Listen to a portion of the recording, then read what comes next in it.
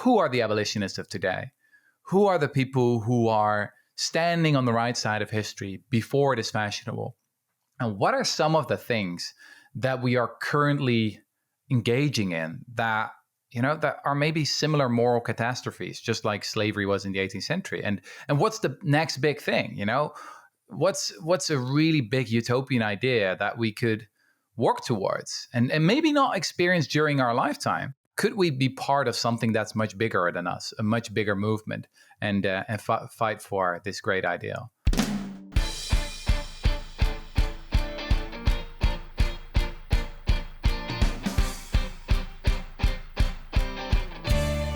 Hello, and welcome to the Politics Girl podcast. I'm your host, Lee McGowan. Let's get into it. Today, I'd like to introduce you to one of my favorite thinkers, the brilliant Dutch historian and writer Rutger Bregman. Rutger has published 5 books on history, philosophy, and economics. His books, Humankind and Utopia for Realists, were both New York Times bestsellers and have been translated into more than 45 languages. If you haven't read any of Rutger's books, you may know him from the time he went viral at the World Economic Forum in Davos, when he called out the richest people in the world for their tax avoidance right to their faces, or from his TED Talk on poverty, which has been seen by millions of people. His newest book, Moral Ambition, is built on the premise that the greatest waste of our time is the waste of our talent, that there are millions of people who could be helping make the world a better place, but they just don't. That people who once had promising futures just get stuck in mind-numbing, pointless jobs that waste their talent. Rutger believes there's an antidote to this sense of emptiness, and he calls it moral ambition, which is the will to make the world a better place, to devote your career to the greater challenges of our time. And as someone who has really tried to do that in my own career, I'm deeply inspired by this premise because I can say in all honesty that it works. But unless you read Dutch, we won't have access to moral ambition in English until next spring. So today I'm going to introduce you to Rutger's broader philosophies and earlier works, so you can get a sense of how his incredible mind works. I've been talking a lot these days about different ways for us to consider our economy and ways of moving through the world, to try to be more open-minded and move beyond how it's always been to start considering how it could be. So without further ado, please welcome my guest, historian, author, and visionary for a better future, Rutger Bregman. Welcome, Rutger. Thanks so much for having me. Well, honestly, thank you for coming. As I was just saying before we started taping, I love your work. I've been a follower of yours for a long time, and I just wanted to have you on the show so my audience could have access to your brilliance. I think we often forget how important it is to keep our imaginations moving. And we used to have far more philosophers who came up with different ways of thinking. And nowadays we've replaced them with, marketers to sell us on the stuff that we already have or the stuff that we don't need. So thank you for coming. Thanks. Well, that means a lot to me. I'm really looking forward to it. Yeah, well, I love the way you look at the world. You seem to have this idea, which feels a bit revolutionary these days, that makes the assumption that people are good, rather than what we have been sold over and over, that humans are by nature selfish and primarily governed by our own self-interest. But through your research, it seems like you went through about 200,000 years of human history, and you make the argument that it's actually possible to come to the conclusion that humans are by nature good. And the question is, what if we leaned more into that? Yeah, absolutely. So there's this really, really old idea that's so deeply embedded in our culture, in our Western culture, which says that humans deep down are just selfish, that deep down we're only, looking out for ourselves. That idea comes back in our culture, in our novels, in our plays, in the way we organize many of our organizations. I think it's at the heart of modern capitalism. Again, the notion that people are selfish. Some scientists call it veneer theory, the idea that our civilization is just a thin layer, just a thin veneer, and that below that lies raw human nature that supposedly, we're, maybe not evil, but at least pretty selfish. There was this famous philosopher, Thomas Hobbes, back in the 17th century, who wrote that we just live lives that are nasty, brutish, and short, that is just the natural state of humanity, and that civilization is just a thin layer on top of that. Humankind is a book of 400 pages in which I try to show that is BS, that is not true, that actually we have evolved to work together, that we are the product of what some scientists call survival of the friendliest. and that this also is our defining characteristic. It's the reason for our success as a species, that we have been able to cooperate on a scale that no other animal in the animal kingdom has been able to do. So yeah, it's a very different, much more hopeful story, which obviously raises the question, okay, but how do you explain all the bad stuff? So that's why it had to be a rather long book. But yeah, it's a very different starting point. It's a very different way of looking at ourselves.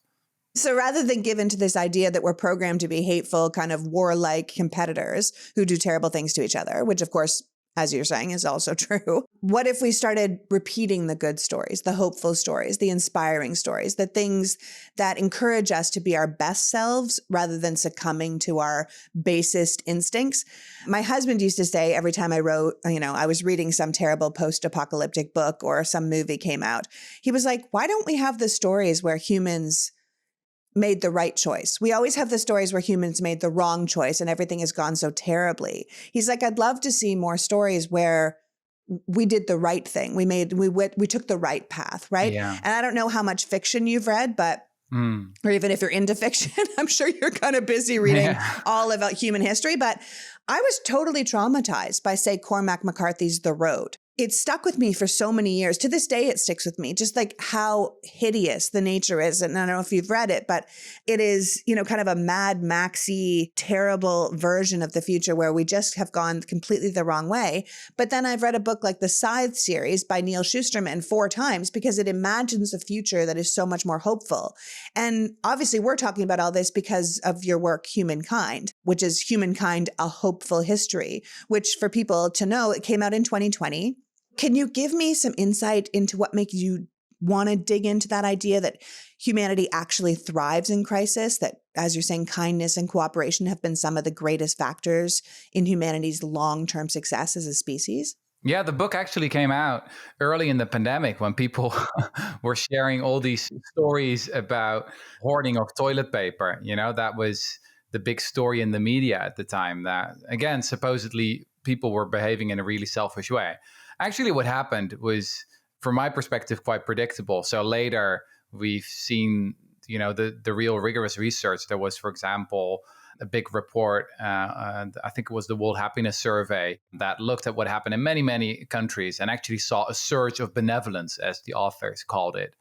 But the problem is that the nasty stories, they stick. They often go viral, while the daily, almost mundane goodness, it's often not seen as newsworthy.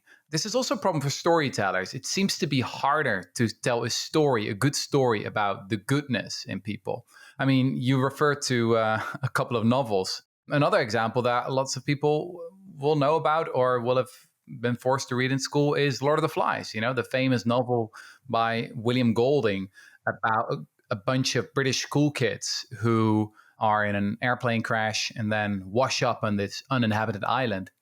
And at first they try to establish a democracy of sorts, but then quickly, they reveal who they really are. And at the end of the novel, a few of them are dead, and they've really turned into beasts, into animals, into monsters. So that was the dark message of William Golding's book. It's like, here you have this, really well-behaved British schoolboys who went to an excellent boarding school.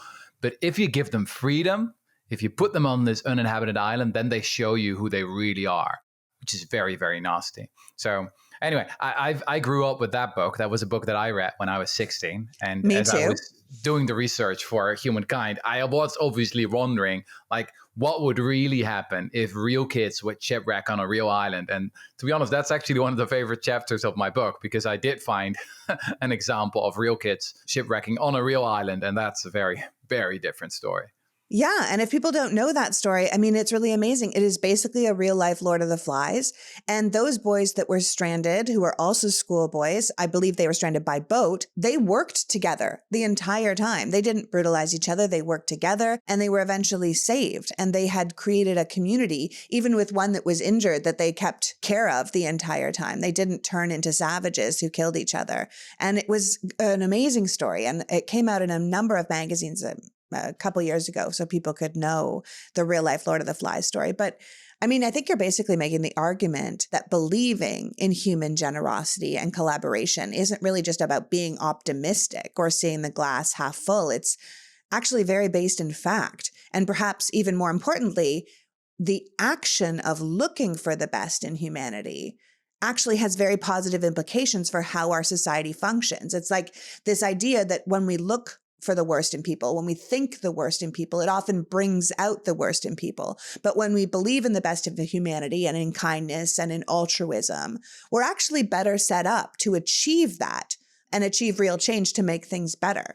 I think it's difficult for us in America to see that with things like the MAGA movement because it seems like it's bringing out the worst of humanity. But I'm very hopeful that once we defeat them at the ballot box, this is the kind of mentality we're going to have to consider, that this yes, this has been terrible. We need to defeat this white nationalist, Christian nationalist, hateful, xenophobic movement. But once that has been defeated at the ballot box, which I believe is entirely possible, then we have to say, okay, how do we come back together? How do we find each other again? How do we become a nation? And it kind of reminds me of that old Martin Luther King Jr. quote about loving your enemies, where he said, only darkness can drive out, darkness cannot drive out darkness. Only light can do that. Hate cannot drive out hate. Only love can do that. And I feel like that's what we're going to have to do over here in America once we've kind of, for lack of a better term, put down this terrible movement that is rising right now. Yeah, absolutely. And look, it's not easy. It's quite difficult. It's easy to love your friends and your family members and those who are close to you, but it's pretty difficult to do the same for those who are much farther away from you, or who are basically your enemies. In the book, I have a couple of chapters about applying this theory to the way prisons are run, for example. So in countries like Norway and Sweden, you have prisons that are very different from the prisons in the United States. So prisoners are really treated with dignity. They have the freedom to socialize with one another, with the guards. Often they have the freedom to even get a job. There's one famous prison in Norway called Bastøy, where they have the Bastøy Blues Band, and they've got their own music record called Criminal Records. If you look this up, people can look it up on YouTube, some of these videos, and you're like, what the hell is this? How is this a prison? Yeah, no, I have looked it up. And then you look at the numbers, at the research behind it, and you realize these are some of the best prisons in the world. So there's something called the recidivism rate. This is the chance that someone will reoffend, will commit another crime once he or she gets out of prison. And there are no prisons in the world that have such a low recidivism rate as these Scandinavian prisons. So it really works. If you want to help people, if you want to make people into better people, then usually punishing them really harshly doesn't really work. The old anarchist philosopher, Peter Kropotkin, already said back in the day, this was the late 19th century, that most prisons are universities for crime. It's just like inducing more crime. That's exactly what you see in the US, by the way. There's been a lot of research into that. But also, actually, US history shows that it doesn't have to be this way. So in the 60s in the US, there were lots of experiments with much more progressive prisons.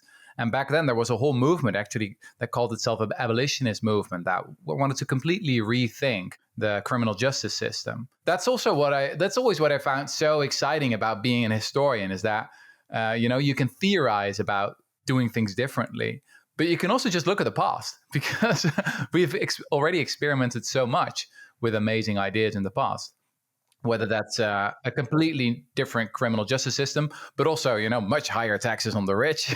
We've also done that. It worked really well. It worked great. It worked great. And we're going to talk about that for sure. I mean, it's like the whole thing that one of the things that really stuck out to me with humankind was this idea, and correct me if I'm saying this wrong, nocebo effect.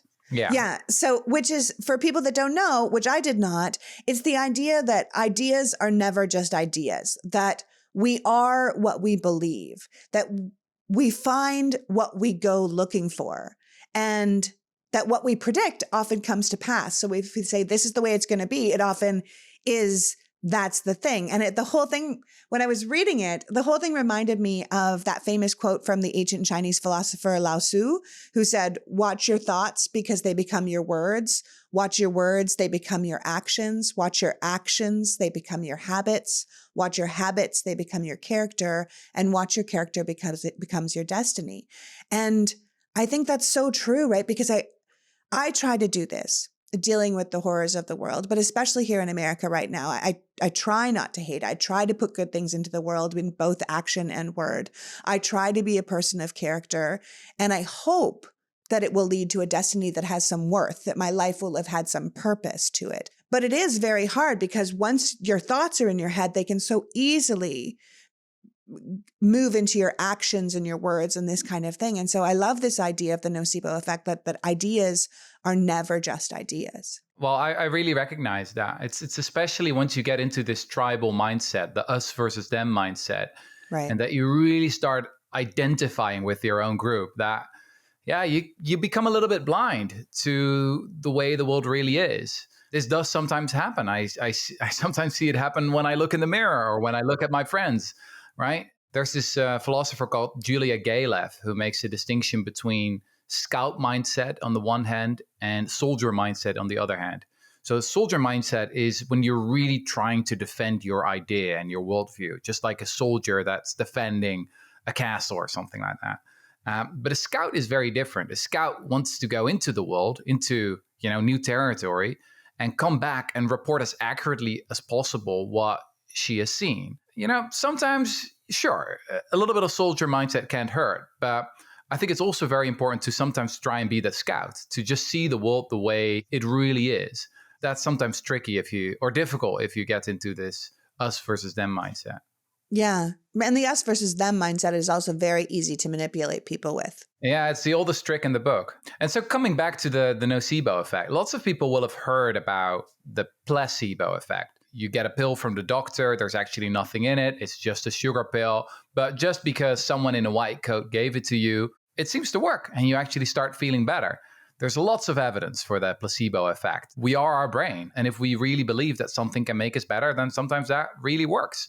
There are fascinating examples of sham surgery, for example, where people suffer from chronic back pain and they go into surgery. Well, at least they think they go into surgery. Then they wake up, nothing really happened, actually. The doctors just had a cup of coffee and they feel much better. That's a very powerful example of the placebo effect. Now, the opposite of that is the nocebo effect, is that you think something can make you sick and it will actually make you sick. And I think our negative view of human nature often operates in that way. It works like a nocebo. If we assume the worst in people, that will bring out the worst in people. So imagine you're the leader of an organization and you don't really trust your employees. Well, what are you going to do? You're probably going to hang cameras everywhere in the office, treat them in a very hierarchical, maybe even abusive way.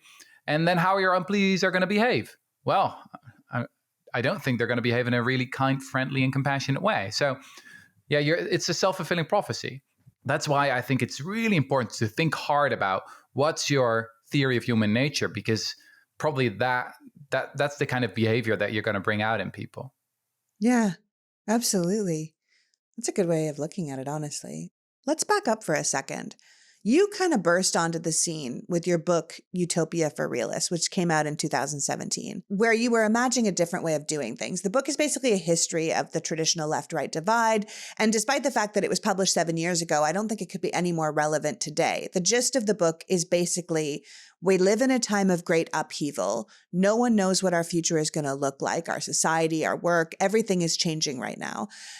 What we're worried about, our family, our money, our happiness, no one knows the answers. And so no one's coming up with the right answers. You kind of make this argument that every big change we've ever made in our society or civilization, from ending slavery to beginning democracy, was once considered some sort of utopian fantasy or completely unrealistic, which is why concepts like when people talk about universal basic income, or they talk about a shorter work week, like a 15-hour work week, seem ridiculous to people. And yet you believe they could become realities, not just realities, but realities within our lifetime. So will you talk to me a little bit about the concepts around this book? Because I think people should go and read it or take it in the way I did, which is on Audible, because I think Peter Noble is such a great narrator, but also because he's just fantastic, but also because I think people are just dying to imagine that there is a better way to do life and that that better way is actually possible. Sure. So I started writing the book when I was 23. And back then, I was really frustrated that so few people on the left, or people who call themselves progressives, seem to have a positive view of the future. Most of my friends, they mainly knew what they were against. And I often agreed with them. We were against racism and against homophobia and against the establishment and against austerity and all that stuff. But then what were we actually for? And I thought, well, Martin Luther King, he never said, I have a nightmare. He said, I have a dream, right? He had a positive vision of where we could go and what kind of society we could build together. And indeed, if there's anything that history teaches us, it is that the impossible can become inevitable. If you would have stood on a street corner in New York or Amsterdam in the year, say, 1750, and you would have said, let's abolish slavery, let's abolish the slave trade, most people would have considered you a lunatic. Most people would have said, well, that's never going to happen. That will wreck the economy. And look, slavery has been with us since forever. We know it's, it isn't pretty, but, basically every civilization engages in the slave trade. And that's just never going to happen. That sounds utopian. And then it did happen. A huge movement got started, the abolitionist movement. And it took a very, very long time. And actually, trafficking of people is still happens on a pretty big scale today. But in every single country, it's been declared illegal. So we have made enormous moral progress. As I said, it would have been unimaginable in the 18th century. So here's the question that I've always been fascinated with as a historian. Who are the abolitionists of today? Who are the people who are standing on the right side of history before it is fashionable? And what are some of the things that we are currently engaging in that are maybe similar moral catastrophes, just like slavery was in the 18th century? And what's the next big thing? What's a really big utopian idea that we could work towards and maybe not experience during our lifetime? Could we be part of something that's much bigger than us, a much bigger movement, and fight for this great ideal? Anyway, that's, I think, that what's been driving me ever since I started working as a writer. Well, that's a great drive because honestly, what we're doing here clearly is not working. We cannot carry on like this. What we're doing right now, predatory kind of never-ending capitalism and endless growth, it's not sustainable. I mean, let's talk about the thing you went viral for, right? And the thing most people know you from, which is when you were on a stage at Davos, which is the World's Economic Forum, with the richest, most powerful people in the world on the stage with you or in the audience. And you basically said to them, look, this is crazy. You all just flew in here on your private jets, and we're sitting here talking about protecting the planet. That makes no sense. You're here being aspirational and self-congratulatory about your philanthropy, but we're ignoring the elephant in the room, which is the fact that all of you should be paying more taxes. And the fact is you're not paying enough of it, and this is unsustainable. You basically told the richest people in the world that what they were doing was performative and how they knew how to fix the problem. They just didn't want to do it. And it was revolutionary, which is probably why you went viral. You kind of spoke to power in the very seat of power. Did you plan to do that? Or was that something that just happened in the moment? Well, it didn't happen in the moment. It sort of happened during the conference. You were like, I was invited what? to, yeah, exactly. So I was invited to speak about Utopia for Realists, the book we've just been talking about, because one of the ideas in that book was basic income, the idea of completely abolishing poverty by just giving everyone an unconditional grant that's enough to live on, to pay for your basic needs. And there were some people in Silicon Valley at the time who were excited about that idea because they were already getting worried about robots taking all our jobs, or worried that it's only getting more real with progress in artificial intelligence. So I guess that was the reason why they thought, oh, let's have this funny Dutch historian on a panel and see what he has to say about poverty and universal basic income. But it was actually the last day of the conference. So I'd been walking around a bit and attending a couple of panels. And I don't know, I found the whole thing just really distasteful. A lot of it's like a little bit like going to Versailles right before the revolution, right? Where you're like, really? Is this what we're doing? Do you have a bird cage on your head? That's a bit much. Yeah. And, there's a lot of talk about, the standard corporate BS about, ESG and participation and feminism. What's and ESG? Tell people what ESG is. Environmental, social, and governance. It's like the sort of the code the that acronym. They use. Yeah, it's an acronym to. Anyway, it's mostly hogwash. Yeah, I was sort of getting frustrated, and at some point, I had left to my hotel room to work on something that I was really excited about, which was my new book, Humankind. I was working on that at the time. My wife called me and she was like, "What are you doing? You're in Davos. Come on, go on your panel tomorrow and say what you actually think." So that's when I prepared this little speech. And I had no idea that it was going viral because, it was being live streamed, I guess, but I only a couple of hundred people were watching it at the time. But someone made a clip out of that, posted it on Twitter, and then boom. Yeah. So it was quite a hilarious experience, to be honest. The Politics Girl podcast is thrilled to reintroduce our audience to AG1. I talked about AG1 for years. They were one of the first supporters of our show because our missions lined up. We were trying to do something sincere to help the world, and they were trying to add something sincere to help the body. If you don't know, AG1 is a foundational nutrition supplement that delivers daily nutrients and gut health support and is backed by multiple research studies so you can trust what you're putting in your body. If your gut isn't functioning well, it's more challenging to absorb nutrients from a healthy diet. But with AG1, you can prioritize gut support. In fact, in a recent research study, AG1 doubled the amount of healthy bacteria in the gut, including 2 species known for supporting gut and whole body health. Some signals that you might need some extra gut support include bloating, feeling backed up, general discomfort after eating. From the day our family started drinking AG1, we loved it and we really noticed a difference. I even gave it to my 81-year-old dad and he liked it. If you care about the food you put into your body, your supplements shouldn't be any different. And AG1 is constantly putting their formula to the test and backing it by multiple research studies. If I had to recommend one product to support whole body health, it's AG1. And that's why I'm so excited to have them back as a partner. Try AG1 and get a free 1-year supply of vitamin D K2 and 5 free AG1 travel packs with your first purchase at drinkag1.com/politicsgirl. That's drinkag1.com/politicsgirl. Check it out. So the Politics Girl podcast is now sponsored by 3 Day Blinds, and I'm psyched because my bedroom and TV room need some serious blind attention.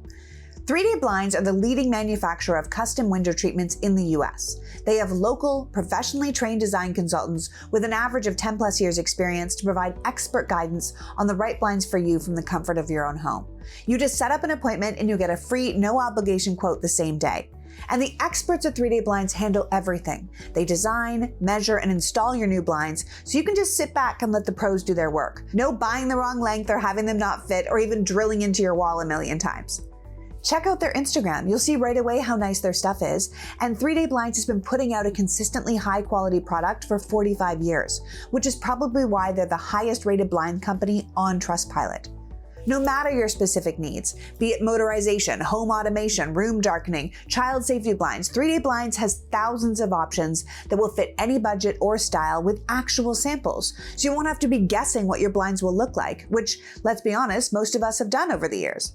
And when it comes to home renovations, we all have questions. What blinds fit arched windows? Which are better, roller or Roman shades? No matter your questions or specific windows, 3 Day Blinds is ready to help you out. Right now, you can get 3 Day Blinds, buy one, get one 50% off on custom blinds, shades, shutters, and drapery. For a free, no charge, no obligation consultation, just head to 3dayblinds.com/politicsgirl.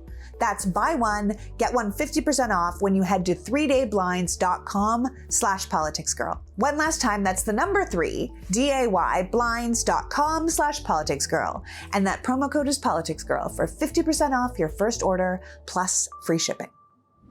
Remember when I told you I bought 7 boxes of Mosh bars? 7, and not for a discount, and they didn't give them to me for free. I paid full price for the only protein bar I'd like, and they're gone. Ultimately, I have come to realize that I don't eat that well during the day, but I know I have to put something into my body to keep my brain functioning, and I've found that mosh bars are the way to go. The older I get, the more I find myself wanting to be more intentional about the way I eat and take care of my body. Now, you may have heard of Mosh on Shark Tank. Mosh is a company founded by Maria Shriver and her son Patrick Schwarzenegger with a simple mission: to create a conversation about brain health through food, education, and research. Mosh joined forces with the world's top scientists and functional nutritionists to make something beyond your average protein bar. With 10 delicious flavors, including 3 that are plant-based, each Mosh bar is made from ingredients that support brain health, like lion's mane, collagen, and omega-3s. And now Mosh bars come with a new look and formulation, featuring the first and only brand boosted with cognizin, a premium neurotropic that supplies the brain with a patented form of acetylcholine. So, in non-science talk, brain boosters. And here's the best part.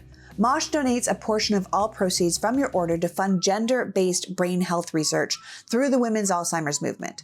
2/3 of all Alzheimer's patients are women, and Mosh is working closely to close the gap between men and women's health research.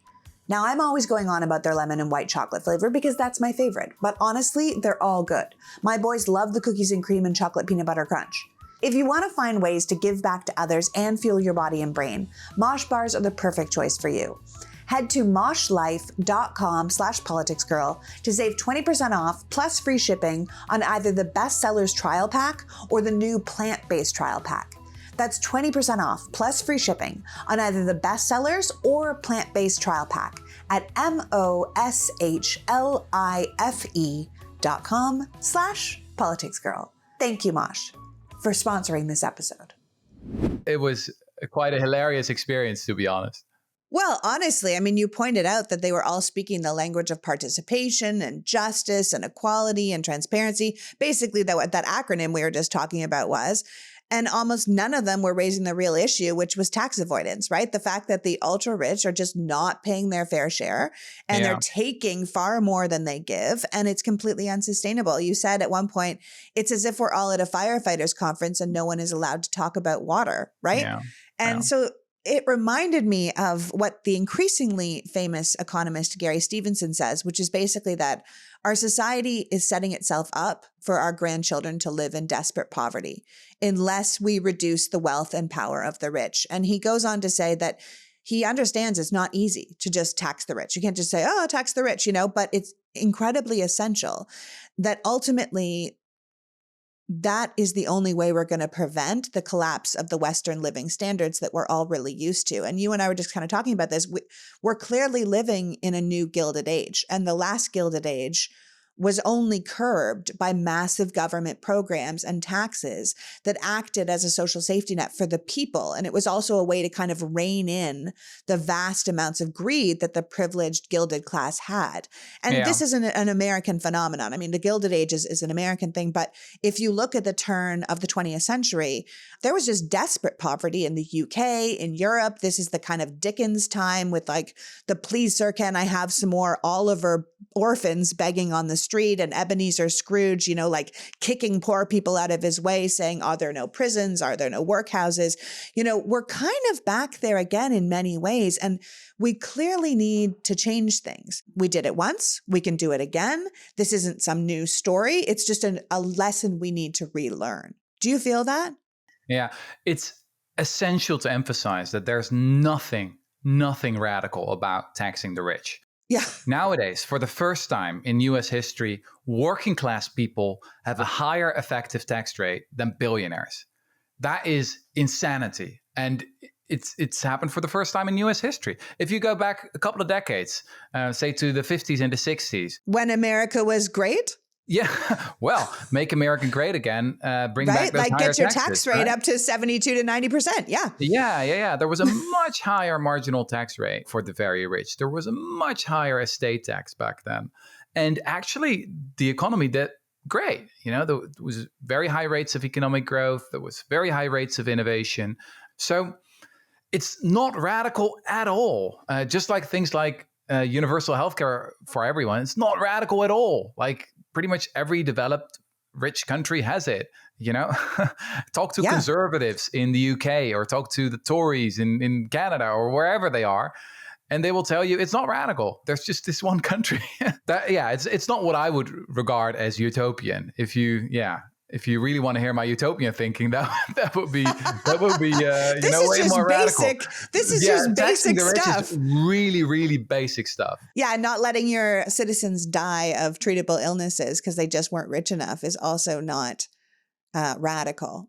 Yeah. Or affordable insulin, or housing, maternity leave. It's all the basic stuff, basically. Yeah, it works really well. These are investments that pay for themselves. We've got a lot of evidence. Let's go. Yeah, let's go. Because obviously, if you look around these countries right now, particularly in America, people are shutting down.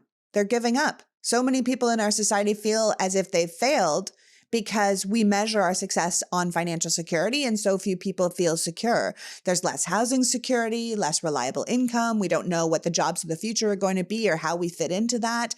And those leaders, as we were talking about before, leaders play into those fears because it makes us easier to control.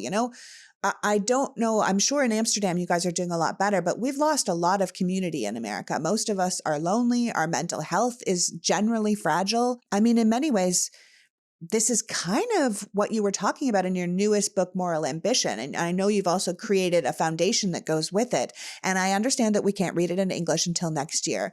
But this idea that there is an antidote to this type of emptiness that people are feeling, and it comes from working to make the world a better place. It comes from devoting your life to something bigger than, say, your own personal wealth. Yeah, absolutely. So I'll give you an example. There's this really fascinating survey that's been done since the late 60s in the United States, the American Freshman Survey, where they ask young students about the objectives in their lives. What do they consider as really important?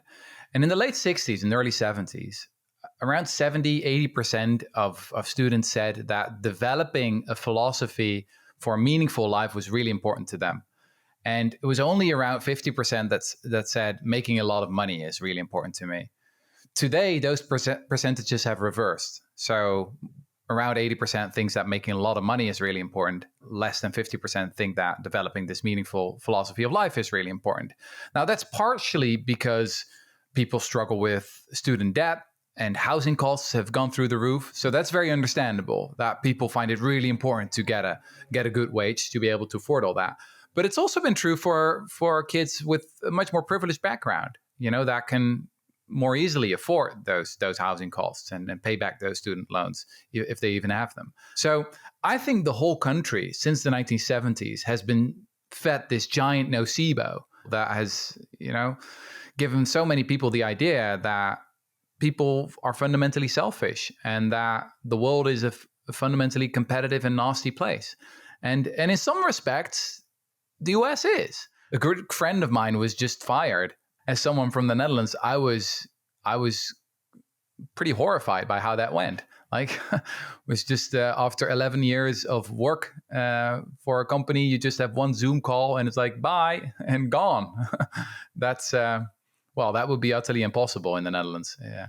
Which sometimes, I don't know, I think we've taken it a little bit too far, that it's almost impossible to get fired, even if you're doing a really bad job. So sometimes things can be taken too far in the other direction. But yes, that is something that strikes me as a European.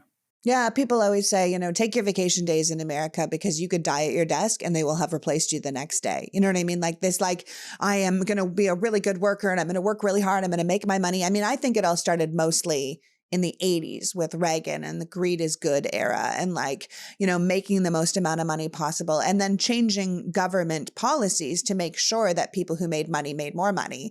And we started getting a much bigger divide between the rich and the poor. And now people are really struggling. I mean, I think in America, we're promised this concept of the American dream, right? Like this life of liberty and the pursuit of happiness. And yet we die from diseases we just can't afford to treat, right? We get shot in our schools. We are losing our liberty at the hands of politicians when they take things like the right to abortion or our right to bodily autonomy. Very few people would probably say they're actually happy because we're told that hard work is the path to success, that we just need to work hard. And most of us are working so hard, but no one feels feel safe, they don't feel secure, and they can't do all the things that they thought were promised to them. And I often say to people, if you don't believe government can make a difference in your life, if you don't think government can make things better, you're not familiar with, say, FDR's New Deal, right? And how the Roosevelt years in America really made it possible for massive changes in our society that would have been impossible had they not been thought of and visualized. And he was a visionary, right? Like, for those of you who don't know what I'm talking about, coming out of the Gilded Age and the Great Depression, America was in a real desperate position and people were really suffering. And along came this leader who was backed by Congress. There wasn't a bunch of obstructionists like we have today that are just stopping every good idea that we ever have in its tracks. And he created what a lot of modern day Americans accept as normal, but it was created between kind of 1933 and 1939. And that's how governing practices around business worked. You know, who corporations could hire. Suddenly we couldn't hire children, what hours they could work. It was like a normal 8-hour workday, and then you would be paid overtime. How people should be paid. We created the federal minimum wage. They supported unions and collective bargaining. They started the Social Security program and created unemployment and disability insurance. They passed laws so the stock market crash and the run on the banks that had happened in 1929 shouldn't be able to happen again. It was all about using the government to regulate the economy through legislation. And that's when people started calling Democrats socialists, right? And saying this is socialism. But really, it was just responsible capitalism. And we've really lost a lot of that today. And it takes me back to, like, this isn't new stuff. We could do this again. We just need to have the will to do it.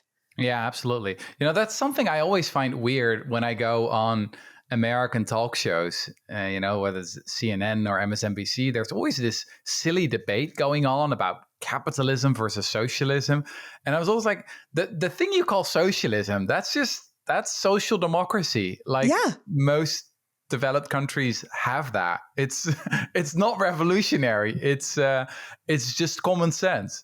Yeah, well, socialism has been set up as a boogeyman here in America, right? Like, you grew up in the Netherlands. I grew up in Canada. So for me, I'm like, America and American politics is my jam, but I grew up outside of this country looking at a totally different way. Like, if I was in a car accident at 16, no one was worried that all the medical bills were going to bankrupt my family. They just made me better. You know, like, that was how I grew up. So I look at the right wing of America these days out here fighting for less regulation on everything, right? From corporate profits to environmental protections to how you treat your workers to what age those workers can be. They want children now working in overnight shifts in chemical factories like we're in Dickens' time again, right? Like, they want to be allowed to dump their toxic waste into our city's drinking water. Like, it's just this sick, unbridled capitalism that doesn't care about the people at all. And I think that's how we ended up with 10 companies owning almost everything we buy in America, 15 companies owning almost everything we buy in the world.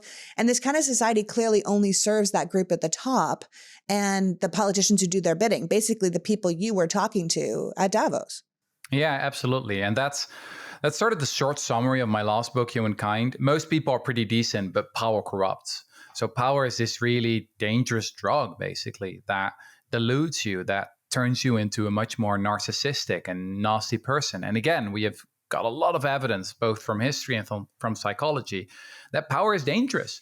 And we already knew that as nomadic hunter-gatherers. So there have been fascinating studies into how people organize themselves back in the old days, a long, long time ago, when we still lived in these small-scale societies. And back then, if you wanted to be a leader, it was essential to be humble, to really not make yourself too important, because the group would crack down on you. That was really not appreciated. That sometimes reminds me, by the way, of these Northern European or Scandinavian countries, also a little bit of the Netherlands. So in the Netherlands, we like to call it hayfield culture.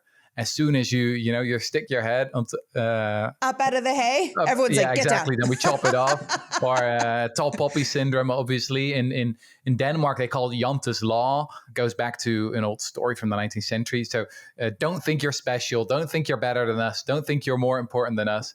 And I sort of mixed feelings about that, to be honest. So on the one hand, I'm like, yeah, that seems like pretty good as for society, that you keep the corruption of power in check in that way.